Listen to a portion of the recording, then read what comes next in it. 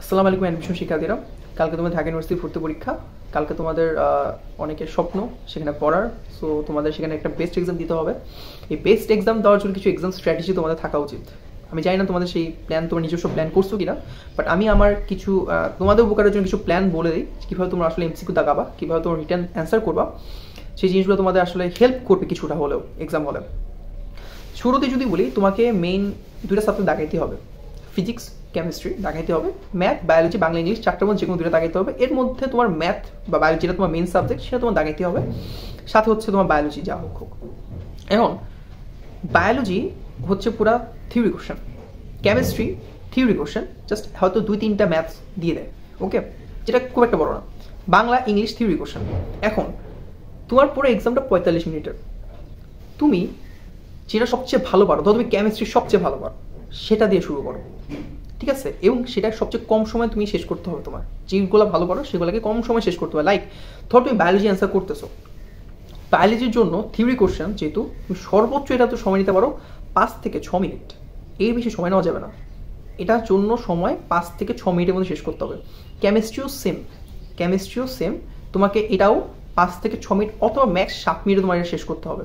Like তুমি যখন biology অথবা কেমিস্ট্রি, কিংবা কেমিস্ট্রির সাথে তুমি বাংলা দাগাও, বায়োলজি বলতে বাংলা দাগাচ্ছ, এই দুইটা সাবজেক্ট থিওরি যেহেতু, তুমি মিনিমাম চেষ্টা করবা 14 থেকে 15 মিনিটের মধ্যে শেষ করতে, এবং এটা পারা পসিবল, ইজি। কারণ এগুলো দাগাইতে সময় লাগে না, কারণ তুমি ফাটাফাট তুমি অ্যান্সার পারো নাহলে পারো না, দুইটা একটা হবে। তো যেগুলো পারো সেগুলোকে দাগাও, ওই যেটা পারো না সেটা নিয়ে বসে থাকো না। যেটা 50%ও পারো সেটা জাস্ট ছোটো করে একটু দাগে দেওয়া হচ্ছে, এটা আনসার এটা হইতে পারে, জাস্ট মার্ক করে রাখো এটা হইতে পারে, পরে আগে যেগুলো পারো সেগুলো অ্যান্সার করো, ঠিক আছে? তোমার স্ট্র্যাটেজি হবে আগে তুমি যা পারো সেটা তুমি শেষ করো, ঠিক আছে? কেমিস্ট্রি এবং বায়োলজি বা কেমিস্ট্রি অথবা বাংলা যেটাই তুমি দাগাও না কেন, সেটা তুমি 15 মিনিট সময় হাতে নিয়ে এই 30টা প্রশ্ন সলভ করবা। ধরো তুমি পারছো, যতগুলোই পারছো, ওকে। এরপর ধরবা হচ্ছে ফিজিক্স ধরবা। এই জন্য ফিজিক্সও দেখবা যে 5টা থেকে 6টা, 15টা কোশ্চেনের মধ্যে 5টা থেকে 6টা থিওরি প্রশ্ন থাকবেই, বাকি 8টা থেকে 9টা বড় প্রশ্ন থাকে, ম্যাথ থাকে আর কি। তো ফিজিক্সটার জন্য তুমি সর্বোচ্চ 10 থেকে 11 মিনিট, 10-11 মিনিটের মধ্যে চেষ্টা করে ফিজিক্সটা শেষ করতে, কারণ থিওরি প্রশ্ন দাগাইতে সময় লাগে না। আর ম্যাথসগুলোর মধ্যে এরকম 1-2টা বড় ম্যাথ থাকবেই, তোমাকে আটকানোর জন্য, টাইম কনজিউমিং করার জন্য সেই ম্যাথে পা দিবা না, সেই সব প্রশ্নে ফাঁদে পা দিবা না, সেগুলো স্কিপ করে আগে যেগুলো পারো সহজ সব দাগায় ফেলো, ঠিক আছে? তো যখন তুমি 10 মিনিটের মধ্যে ফিজিক্স দাগায় ফেলবা, 15-10 কত হইতেছে? হ্যাঁ, 25 মিনিট হয়ে গেছে, ওকে। ম্যাথের জন্য আমি বলবো, যারা ম্যাথ দাগাবা মাস্ট, তারা অবশ্যই প্রতিটা ম্যাথের জন্য 1 মিনিট করে সময় মাস্ট রাখবা। লাইক 15টা এমসিকিউ 15 মিনিট দেখবা, তাহলে তুমি প্রতিটা ম্যাথ সুন্দর করে ফাস্ট করে 15টা অ্যান্সার করতে পারতেছো, ঠিক আছে? এটা তোমাকে খুব ভালো একটা অ্যাডভান্টেজ দিবে মেইন পরীক্ষার সময়। আমি এই স্ট্র্যাটেজি ফলো করছি, ম্যাথটা আমি শেষে রাখছি, কারণ ম্যাথ থাকে খুব বড়, শুরুতে যদি না মিলে মাথা ব্ল্যাঙ্ক হয়ে যাবে ডিরেক্টলি। সো শুরুতে ম্যাথ অ্যান্সার না করে ম্যাথটা শেষে অ্যান্সার করবা, যাতে করে তুমি ম্যাথের জন্য একটা পারফেক্ট সময় পাও এবং দ্রুত দাগাইতে পারো, ঠিক আছে? এইটার জন্য ম্যাথের জন্য 15 মিনিট লাগবে না। তাহলে কত হলো তোমার? 25 আর 15, 40 মিনিট তোমার শেষ হইলো, বাকি হাতে 5 মিনিট আছে। এই 5 মিনিটে তুমি সেকেন্ড রাউন্ড দিবা। সেকেন্ড রাউন্ডে তুমি দেখবা যে তুমি ফিজিক্সে কিছু পারো নাই, কেমিস্ট্রি কিছু পারো নাই, বায়োলজি 1-2টা পারো নাই, সেটা তুমি 50-50 যেগুলো ছিল সেগুলো দ্রুত দাগায় ফেলো, ঠিক আছে? এইভাবে দেখবে যে তুমি অ্যাটলিস্ট মোটামুটি কভার করে ফেলছো তোমার এমসিকিউটা। এবং এমসিকিউতে তোমার অ্যাটলিস্ট রিটেন খাতা দেখার জন্য নাম্বার, আমার কাছে মনে হয় 40 লাগে অ্যাটলিস্ট, আর একটু কম হলেও চলে, বাট ধরে রাখো তোমার 40 লাগবেই, মিনিমাম 40 লাগবে। আর চান্স পাইতে গেলে মিনিমাম 45+ নাম্বার তোমার অ্যাচিভ করতে হবে, তাহলে রিটেন তোমার বেশি পাইতে হবে। সো এমসিকিউতে যত বেশি পারো নাম্বারটা তোলার চেষ্টা করো। সেটা যদি 50 হয় খুব ভালো, সেটা যদি 55 হয় আরও ভালো, সেটা যদি 60 হয় বেস্ট। আমার ডিপার্টমেন্টের একজন ছিল যে 58 সামথিং, 58.75 পাইছিল বা 58 পাইছিল, মানে তুই দুইটা দাগাই নেই, বাকি সপ্তাহ হয়েছে, বুঝো 58, মুখের কথা না, তার রিটেন খারাপ হয়েছিল, বাট 58 পেয়েছে, এখন টপ 1000-এর ভিতরে ছিল, 60-58 পাইছে। সো এটা কিন্তু পসিবল, ইজি পসিবল। সো এটা মিস করা যাবে না। যত এখানে ভালো করবে, রিটেনে তুমি একটু খারাপ করলেও সমস্যা নেই, কারণ রিটেনে আসলে নাম্বার কাটার অনেক স্কোপ থাকে। তুমি যত ভালো রিটেন রাখো না কেন, তুমি মেইন পরীক্ষার মধ্যে টিচারদের হাতে সব কিছু থাকে, সূত্র লেখছো, তারপর দেখবা যে নাম্বার কাটা বসে আসছে। এবার রিটেনের প্রশ্ন, রিটেন কীভাবে লিখবে? আসলে রিটেনের জন্য সময় 45 মিনিট, প্রতিটা কোশ্চেনের সময় বাবা 2.5 মিনিট থেকে একটু বেশি। কিন্তু সমস্যা হচ্ছে ফিজিক্স দিয়ে শুরু করতে পারো, যেগুলো ম্যাথস ফিজিক্স থাকবে, দেখবা যে রিটেনের একটা ব্যাপার আমি দেখবা যে প্রতিটা সাবজেক্টের মধ্যে 2টা এমন কোশ্চেন থাকবে 4টা প্রশ্নের মধ্যে যেটা সবাই পারবে। আগে ওই 2টা কোশ্চেন অ্যান্সার করো।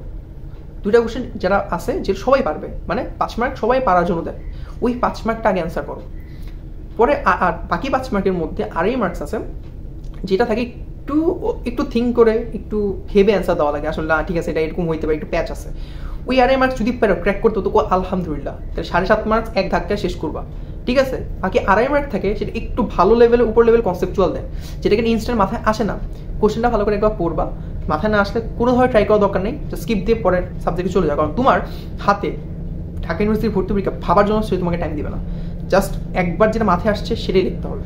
ওকে, দেন তুমি চলে গেলা ধরো কেমিস্ট্রিতে গেলা, কেমিস্ট্রি পুরো থিওরি কোশ্চেন দেয় এবং একটার সাথে আরেকটা লেজ লাগানোর প্রশ্ন দেয়, লাইক আড়াই মার্কসের প্রশ্ন, এর মধ্যে 3টা অথবা 4টা প্রশ্ন দিয়ে লাগছে, অনেক সময় 5টা প্রশ্ন দিয়ে দেয় 0.5 করে, কিন্তু কোশ্চেনগুলো একটু বড়ই। তো যতটুকু পারবা একদম মেইন কথাই লিখতে, এক্সট্রা কোনো কথা লিখবে না, যে আমরা জানি উত্তর, তারপর হচ্ছিল সমাধান, তারপর হচ্ছে এই প্রশ্নে ইকুয়েশন হচ্ছে এটা, এইভাবে কোনো এক্সট্রা কিছু লেখাই দরকার নেই। জাস্ট মেইন অ্যান্সারটা লিখে বের হয়ে আসো। তোমার যদি অ্যান্সার ঠিক থাকে তুমি আড়াই পাবা, ঠিক আছে। আর যদি অ্যান্সার ঠিক না লেখো, তুমি যত কিছুই বাংলা টাংলা লেখো না কেন, পাবো হচ্ছে 0। ওকে, এটা হচ্ছে কেমিস্ট্রির স্ট্র্যাটেজি। কেমিস্ট্রি লিখতে সময় লাগবে, কারণ কেমিস্ট্রিতে অনেক লেখা দেয়, ইচ্ছা করে দেয় যাতে করে তোমার সময় কনজিউম হয় বেশি করে। আমার সময় এটা হয়েছিল, আমি কেমিস্ট্রি লিখতে গিয়ে দেখি, ফিজিক্স কেমিস্ট্রি অ্যান্সার করে দেখি আমার ম্যাথ আস্তে আস্তে দেখি আমার হাতে মাত্র 10 না 12 মিনিট আছে। লাকিলি আমি ম্যাথ খুব ভালো পারতাম, ম্যাথ আমি দাগায় দিয়ে আসছি, বায়োলজিটাও তখন ইজি কোশ্চেন ছিল, সো সার্ভাইভ করে গেছি।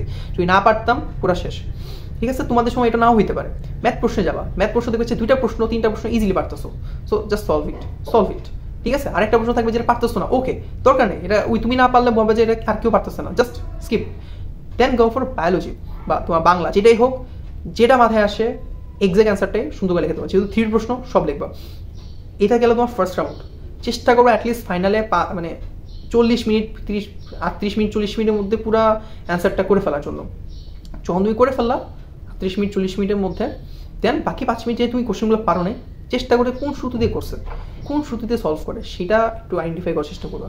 সেই সূত্রটা লিখে দিলে, তারপর যদি কয়েকটা লাইন লিখে দিয়ে আসতে পারো, আচ্ছা এইভাবে করে, অ্যাটলিস্ট দেখবো যে আড়াইয়ের মধ্যে 1, তারপর হচ্ছে হাফ অথবা 1.25 এরকম নাম্বার পেয়ে যেতে হবে। যদি এক্স্যাক্টলি কারেক্ট নাও করতে পারো, রিটেনের মধ্যে কোনো অ্যান্সার ফাঁকা রাখবা না। আড়াই মার্কসের প্রশ্ন ভুল হইলেও যখন লাস্টের কোনো ওয়ে নাই, পারতেছো না, ভুলভাল হলেও লিখে দিয়ে আসো।